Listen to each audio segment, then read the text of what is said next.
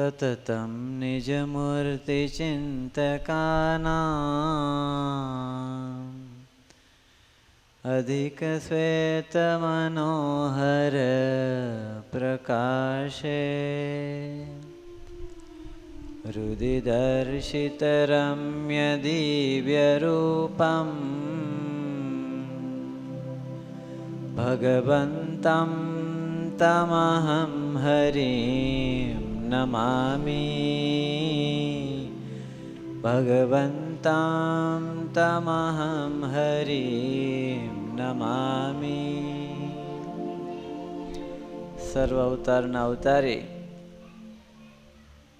જે આવા રુસ્તમ બાગમાં પધારી અને અનંત જીવો એનું કલ્યાણ કર્યું. આ સુરતમાં આવીને મહારાજ એવા આપણા સૌના ઈષ્ટદેવ પૂર્ણ પુરુષોત્તમ નારાયણ એવા શ્રી સ્વામિનારાયણ ભગવાન તથા એવા ભગવાનને આપણને જેમણે ઓળખાવ્યા એવા આપણા સર્વેના ગુરુવર્ય પ્રાતઃ સ્મરણીય સદગુરુવર્ય શ્રી ધ્યાની સ્વામીજી તથા આ મંદિરના કોઠારી સ્વામી તથા કથાના આયોજક તથા કથાના વક્તા એવા સ્વામી શ્રી સદગુરુ શ્રી ન્યાલકરણ દાસજી સ્વામી શ્રી સદગુરુ શ્રી ધર્મરક્ષક દાસજી સ્વામી શ્રી તથા સભા સંચાલન કરતા એવા સ્વામી શ્રી નિર્ભયદાસજી સ્વામી શ્રી શ્રીજી પ્યારક દાસજી સ્વામી શ્રી તથા અન્ય બ્રહ્મનિષ્ઠ સંતો તથા લાઈવમાં નિહાળી રહેલા તથા ધામધામથી પધારેલા સર્વે ભક્તજનોને ભાવથી મારા જય શ્રી સ્વામિનારાયણ, જય શ્રી સ્વામિનારાયણ. હારે તમારી આંખિયામાં નિંદ્રા ભરાણી રે. પોઢો પોઢો સહજાનંદ સ્વામી. ટાઈમ થવા આવે ને ત્યારે ખરેખરો ખપ કેટલા છે ને ખબર પડે. સમજ્યા કે કથા વાર્તાના ખરા રસિયા કેટલા છે. આ ભગવાન ચાયણો મારતા હોય. સમજ્યા કે આવા ચરિત્રોમાં કોનું મન છે ને એ ઊંઘમાં જાય છે અને કોનું મન છે એ ભગવાનમાં લેલીન થાય છે. સુરતમાં મહારાજે પધારીના કેટલી કેટલી લીલાઓ આપણે આખી બુક છે હો સુરતમાં શ્રી આટલી જાડી બુક છે લ્યો. એમાં બધાય સુરતના જ ચરિત્રો છે. 9 દીમાં ભગવાને કેટલા ચરિત્રો કર્યા હશે વિચાર કરો. 7 દિવસ કે 9 દિવસ. અહીંયા આપણા રુસ્તમબાગમાં ભગવાન 2 કે 3 દિવસ રોકાણા. જે જગ્યાએ છત્રી છે અહીં બાજુમાં ત્યાં. તો એવા ભગવાનના ચરિત્રોનું શ્રવણ કરી અને આપણે કરીને કરવાનું શું છે? સ્વામીજીએ હમણાં કીધું ને કે બાલચંદ્ર શેઠે ઓલી જલેબી બાકી રહી ગઈ તો કે આ જલેબી જે ખાય મહારાજને વાત કરી એટલે મહારાજ કે હવે સ્કીમ બહાર પાડવી પડશે નકર કોઈ લેશે નહીં. એટલે મહારાજે સ્કીમ બહાર પાડીને કીધું કે આ જલેબી લે ને મારી મૂર્તિ અખંડ દેખાય. આપણને છાપાને પૂરતી દેખાય કારણ કે જે આખો દી કરતા હોય એ દેખાય ને. ઘણા કે સ્વામી માનસીમાં કાળા ધાબા દેખાય છે. ભગવાનની મૂર્તિ દેખાય પણ છાપા બંધ કરો. પેલા આ મોબાઈલ મચાડવાના બંધ કરો તો મૂર્તિ દેખાય ને. પેલા અંદર જે કચરો આવે છે એ બંધ કરવો પડે તો કામ થાય. સદગુરુ ધ્યાની સ્વામીજી જો અમેરિકામાં આવી રીતે બધા હરિભક્તોને પીરસ્યું અને છેલ્લે સ્વામીજી સૂકી ભાજી લઈને નીકળ્યા. હવે ગુલાબજાંબુ જ બધા લે, સૂકી ભાજી કોણ લે? સદગુરુ ધ્યાની સ્વામીજી. અને સૂકી ભાજી પીરસતા સ્વામી એમ બોલે કે આ ઓલી જલેબીના જેવું છે હો. આખી પંક્તિમાં ફર્યા, કોઈએ સૂકી ભાજી લીધી નહીં. પછી રાત્રે ખાલી 5-7 હરિભક્તો અને સંતોને બધા બેઠા હતા ને ત્યારે કોઈકને યાદ હતું એટલે પૂછ્યું કે સ્વામી તમે ઓલું જલેબીના જેવું એ શું બોલ્યા કંઈક વચ્ચે એમાં પીરસતા. ત્યારે સ્વામીજીએ આ ચરિત્ર એ બધાને કીધું જોઈ કે આજ કોઈ સૂકી ભાજી મારા હાથે લઈ લીધી હોત ને તો એને અખંડ ભગવાનની મૂર્તિ દેખાત લ્યો. એવો આવા મોટા સત્પુરુષ એનો આ પ્રતાપ છે. જેટલામાં રાજાનું રાજ એટલામાં રાણીનું રાજ. જેટલું ભગવાન કરી શકે એટલું આવા મહાપુરુષ કરી શકે. એને ભગવાન ન કહેવાય ને એટલું જ બાકી રહે છે. તો એવા અનંત ચરિત્રો ભગવાને કરેલા છે. એવું એક આપણે ચરિત્ર જોઈએ, જેતપુરના જીવા જોશી, એની દીકરી કડવીબાઈ.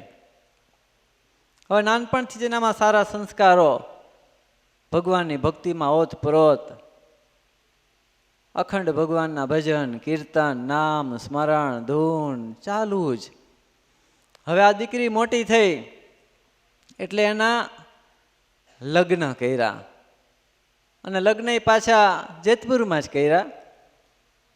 પણ હવે ધણી હતો ને કુસંગી, ઘરમાં કાંઈ સત્સંગ નંબરે એટલે પરાણે ડુંગળી લસણ ખાવાની તાણ કરે, મારકૂટ એટલી કરે, જો સત્સંગ બહુ રાખે તો ભગવાનનું નામ લેવા ન દે. આટલી આટલી હેરાનગતિને કનડગત એને કર્યા કરે. પણ કડવીબાઈ એમાંથી ચલાયમાન થયા નહીં. અને ઘણા જો કાચા પોચા હોય ને તો ખાઈ લે પછી ડુંગળી લસણ, કે હવે આપણે હારે રહેવું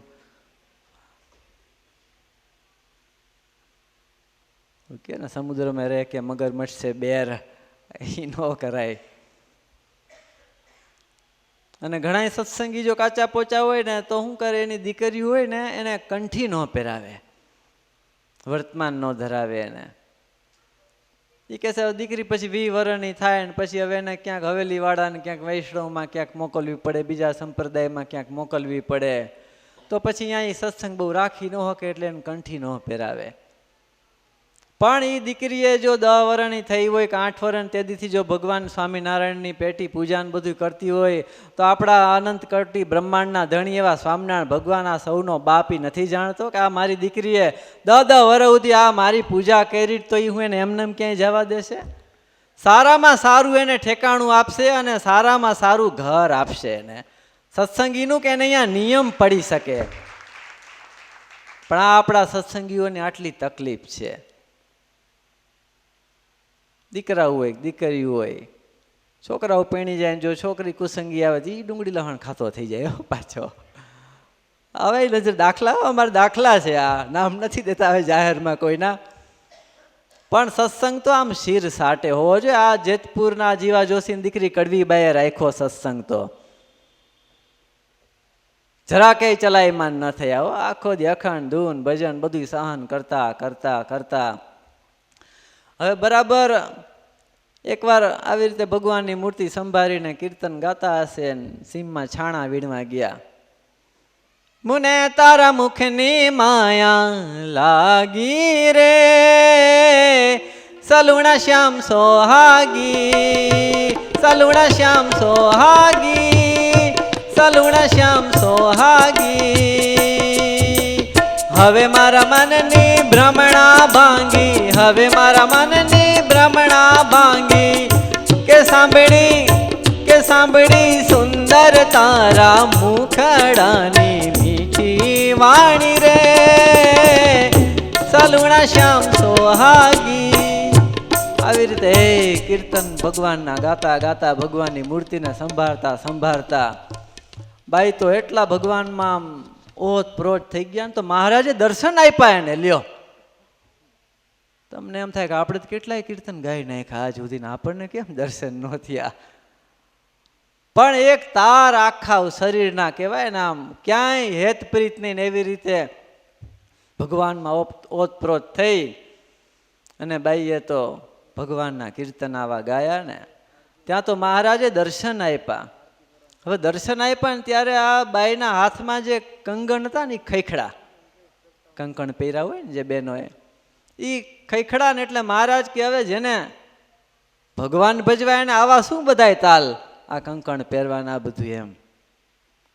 એટલે બાઈએ તો 2 બંગડી જે પહેરી હતી ને હાથમાં, એ લઈને કાઢીને નાખી દીધી ન્યા જ.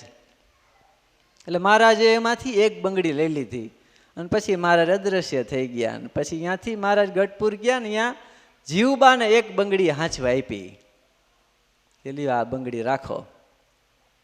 હવે બરાબર આ બાઈ તો પાછા આવ્યા ને મહારાજના દર્શન થયા એટલે બાઈને તો એટલો આનંદ આવી ગયો, અખંડ ભગવાનનું ભજન વિશેષ કરવા લાગ્યા અને એવી ભગવાનની ભક્તિ કરવા લાગ્યા. ત્યારે એનો પતિ બહુ ખીજાણો અને ખીજાણો ને એટલે શું કીધું, જા એ કે આજથી તું મારી મા બેન સમાન, મારે ને તારે ધણીનો વ્યવહાર નહીં.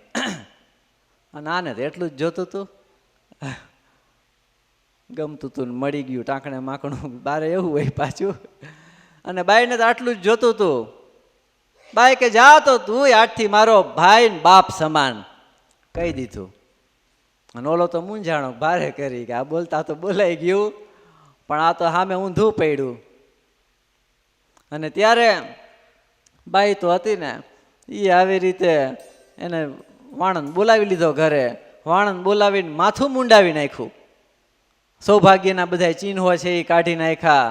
હવે એના પતિનો તો પછી બહુ મૂંઝાણો ભારે કરી. હવે શું કરવું, એના હગાવાલા બધાય ને ખબર પડી એટલે બધાય મારવા આવ્યા એને.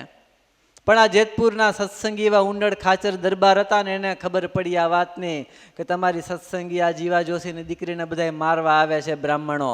ત્યારે ઉંડળ ખાચર તો ખુલ્લી તલવાર લઈને ગયા હોય એની ઘરે. આ ભગવાન રક્ષા કરે છે. અને બધાને કહી દીધું, એક કે જો આ બાઈને જરા કે જો કનડગત કરી છે ને તો બધાને પૂરા કરી નાખીશ. અને પછી તો અહીંયાથી બાઈ તો બિચારી પછી અખંડ ભગવાનનું ભજન કરવા લાગી. ઓલા બધાએ કોઈ કાંઈ બોલ્યા નહીં. પછી બ્રાહ્મણો જે બધા મારવા આવ્યા હતા એ વયા ગયા. હવે તો રામબાઈ ભગવાનને પ્રાર્થના કરવા લાગ્યા કે મહારાજ હવે મને કૃપા કરીને તમે દર્શન દો ને આ બધામાંથી છોડાવો. ત્યારે તે દિવસે જ રાત્રે બહુ પ્રાર્થના કરીને તો મહારાજ એને દર્શન આપ્યા. મહારાજ કે કાંઈ ચિંતા ન કરીશ દીકરી, તારે એ કે અખંડ મારી પાસે આવશે ને? તો કે હા મહારાજ. કાલે એ કે તું પાણી ભરવાના બાને આવજે નદીએ, અને ઉપરવાસમાં પાણી બહુ જ આવશે કાલે, તું એ પાણીમાં પડતું મૂકી દેજે. એટલે બધાને એમ થશે કે તું મરી ગઈ. પણ તને સામે કાંઠો દેખાશે અને અહીંયા પાર્ષદો રથ લઈને ઊભા હશે ને, એમાં બેસી જાજે, તું ગઢપુર પહોંચી જઈશ. અને બાઈએ તો ઘરે સાસુને કીધું કે મારે પાણી ભરવા જાઉં છું. બેડા લઈને ગયા અને બીજી બધી બાઈઓ જોડે ગઈ. અને બાઈએ તો પાણીનું બેડું મૂકી અને સીધું પાણીમાં જે ઓલું ઉપરવાસમાંથી પૂર આવ્યું ને બરાબર ત્યાં બાઈએ તેમાં જંપલાવી દીધું. અને ત્યાંથી બાઈ તો એ હાલતા થઈ ગયા. હાલતા હાલતા એને સામે રથ દેખાણો, પાર્ષદો બેઠા હતા. આ બાજુ બધાને એમ કે આ બાઈ તો મરી ગઈ. મૂળ નામ એનું કડવીબાઈ હતું, પણ મહારાજે પછી એનું નામ રામબાઈ પાડ્યું હતું. અને પછી બાઈ તો રથમાં બેસીને એ ગઢપુર વયા ગયા અને મહારાજની સેવામાં લાગી ગયા. જીવબાન લાડુબાઈ બધાને જોડે. આ બધાને એમ કે આ બાઈ તો મરી ગઈ. હવે બાઈનું એવું કે એકવાર મહારાજ સભામાં બેઠા હતા, બાઈઓની સભા, એના જે ઓરડામાં અહીંયા બાઈઓ બેઠા હતા સાંભળતા હતા. ત્યાં પ્રેમાનંદ સ્વામીએ કીર્તન ઉપાડ્યું. કંગના નિકારી ગયો રે કદમ કી કુંજ में मेरो, કંગના નિકારી ગયો રે. આ કડી બોલે ને એટલે પ્રેમાનંદ સ્વામી મહારાજના સામું આમ આંગળી ચીંધે, કંગના નિકારી ગયો એટલે મહારાજ જરાક આમ આંકડા થાય. વળી પાછા પ્રેમાનંદ સ્વામી કડી ચાલુ કરે ને, आई अचानक निठुर नंद के, आई अचानक निठुर नंद के, भला जी मेरो कंगना निकारी गयो रे कदम की कुंज में मेरो, निकारी ગયો રે. વળી પાછું મહારાજ આમ દ્રષ્ટિ કર્યો પ્રેમાનંદ સ્વામી અને આંગળી ચીંધે મહારાજને. વળી થોડીક વાર થઈને વળી પાછી આગળ સ્વામીએ કડી ચાલુ કરી પાછી. કંગના નિકારી ગારી મોય દીની, કંગના નિકારી ગારી મોય દીની, નાહક મોસું ઝગરો મચાઈ ગયો રે કદમ કી કુંજ में मेरो, કંગના નિકારી ગયો રે,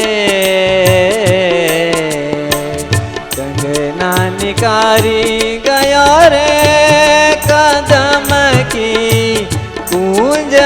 મેરો કંગના નિકારી ગયો રે. એટલે આખું કીર્તન પૂરું થયું પ્રેમાનંદ સ્વામીનું. એટલે છેલ્લે મહારાજ ખીજાણા.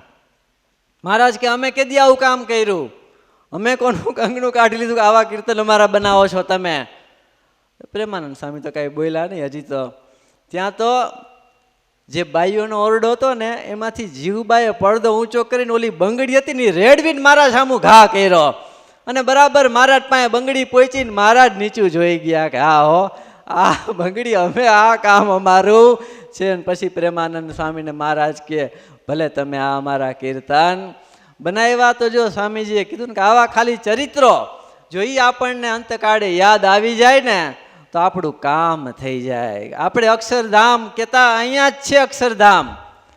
સ્વામીજી કહેતા ને કે હું તો અમે તો આંખીઓ મીચીને બેઠા ને અક્ષરધામમાં બેઠા. એને તો આંખું બંધ કરવાની જરૂર નહોતી પણ એ તો ખુલ્લી આંખે એને અક્ષરધામ હતું. પણ જો આવા ભગવાનના ચરિત્રોમાં ઓતપ્રોત થઈને આપણે દિવસ ને રાત એક ઘાટ સમ્યો ને બીજો ચરિત્રનો ઘાટ કરવો, બીજો ઘાટ સમ્યો ને ત્રીજો ઘાટ કરવો, તો એવા ભગવાનના ચરિત્રો આપણે વારંવાર જો સંભાળ્યા કરી તો મહારાજે કીધું ને કે મનમાં આ વિશેષ બીજા કોઈ ઘાટ આપણને થાય નહીં. તો ભગવાન અને ગુરુવર્ય અને બ્રહ્મનિષ્ઠ સંતો એમના ચરણ કમળમાં આપણે એ જ પ્રાર્થના કરીએ કે હજુ ને હજુ આવા વિશેષ ભગવાનના ચરિત્રો આપણને સંભળાવી અને આપણા અંતરમાં જે કાંઈ પણ હજી થોડી ઘણી કાંઈક કાચપ હોય તે નીકળીને એક ભગવાનની મૂર્તિ આપણા અંતરમાં વિશેષ ને વિશેષ સ્થિર થઈને એનું સુખ આવે. શ્રી સહજાનંદ સ્વામી મહારાજની જય.